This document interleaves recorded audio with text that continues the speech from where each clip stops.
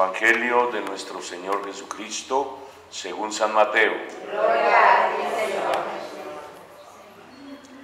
En aquel tiempo se puso Jesús a recriminar a las ciudades donde había hecho casi todos sus milagros, porque no se habían convertido. ¡Ay de ti, Corosaín! ¡Ay de ti, Betsaida! Si en Tiro y en Sidón se hubieran hecho los milagros que en ustedes, hace tiempo que se habrían convertido, cubiertas de penitencia y ceniza. Les digo que el día del juicio será más llevadero a Tiro y a Sidón que a ustedes.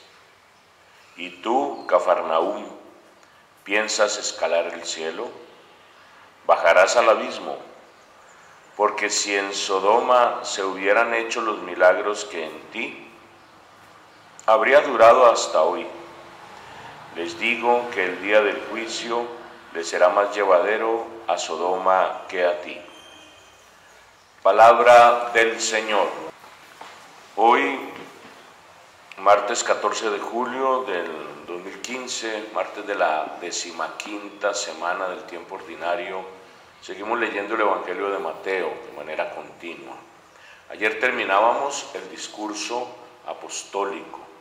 Meditábamos acerca de estas palabras que Jesús daba de ánimo y de juicio sobre los elementos que abarcan la misión. Ya en el capítulo 11 estamos en otra sección que se llama narrativa. En esta sección vamos a ver algunos hechos y palabras de Jesús hasta que llegue el siguiente discurso, por allá en el capítulo 13, que es el famoso discurso parabólico, las parábolas del reino de Dios, una temática muy bella y muy original de Jesús.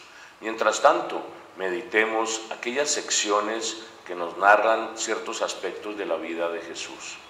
Hoy encontramos nosotros un juicio que Jesús le hace a ciertas ciudades.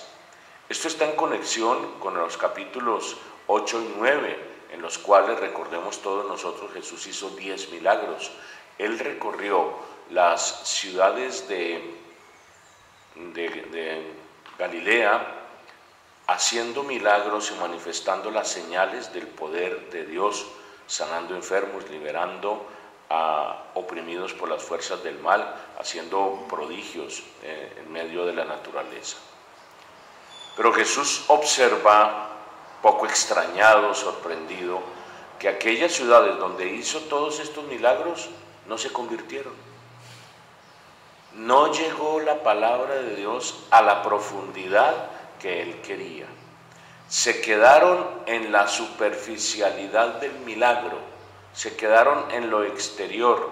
Podríamos decir que se quedaron únicamente en lo que les interesaba a ellos, pero su corazón verdaderamente no se movió, y fue un juicio para ciudades enteras. Esta afirmación de Jesús tiene un trasfondo histórico de la comunidad de Mateo, y es que precisamente en las ciudades donde predicó Jesús, donde más trabajó en el inicio de su ministerio público, allí no quedaron comunidades cristianas.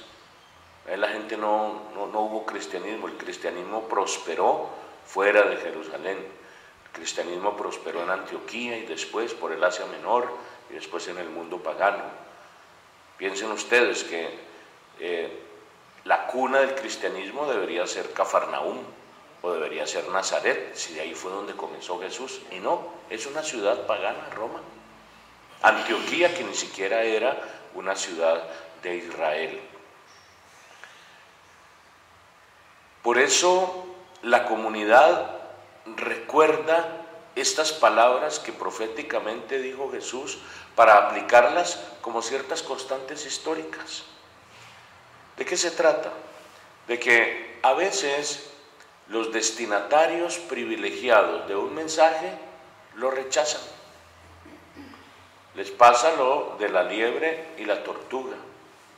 Les pasa lo de aquellos que se les da en bandeja de plata la bendición y terminan desechándola, terminan despreciándola. En cambio, aquellos que no la merecen, sí la reciben agradecidos, sí la aprovechan y sí empiezan a dar frutos. Esa es la comparación que hace Jesús con ciudades judías y ciudades paganas. Hay 3 ciudades.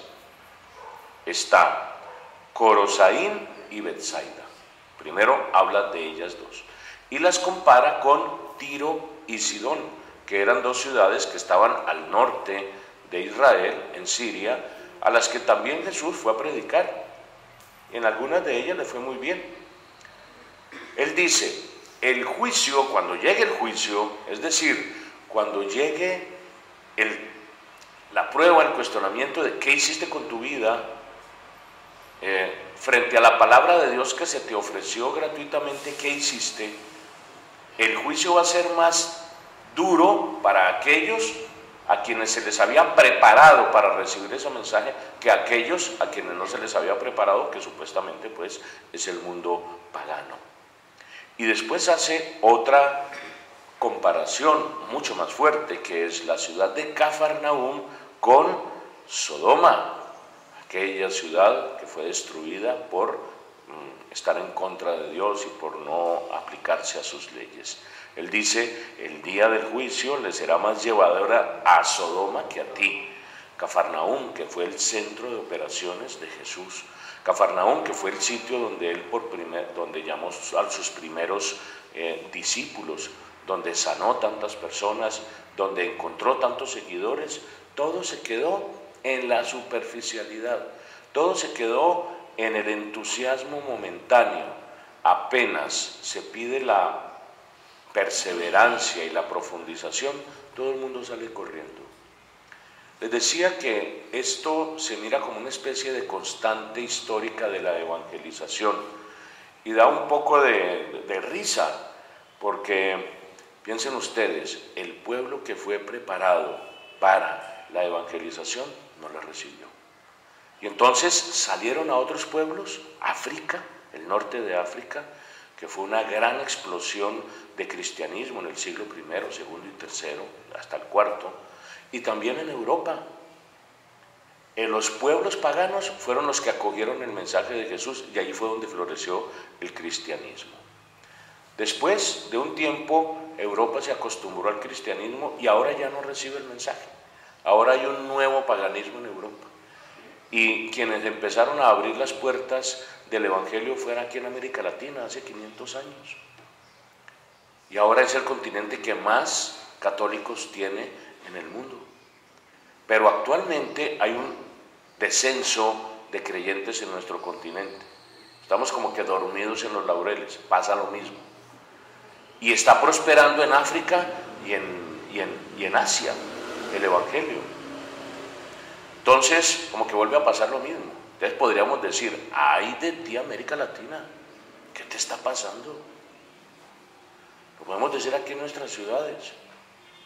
A veces se da una excelente evangelización, se hace todo lo posible para que las personas reciban la bendición del Señor y las personas lo desprecian. Es una constante histórica en la que nosotros nos debemos poner a pensar. Piensen ustedes no solamente en cosas de fe, sino en cosas muy de la vida cotidiana. Por lo general, los jóvenes y los niños que viven al frente de un colegio son los que llegan tarde siempre. Y los que viven al otro lado de la ciudad llegan temprano, madrugan, se esfuerzan porque tienen dificultades. Pero los que tienen el estudio o el trabajo detrás de la oreja llegan tarde. Entonces a todos nos cae, porque a veces llego yo tarde también aquí a la celebración. Es como una constante en la cual el Señor nos dice, alerta, si tú eres privilegiado, no te olvides de esos privilegios y sé agradecido y comprométete, porque fácilmente puedes perder la bendición de Dios.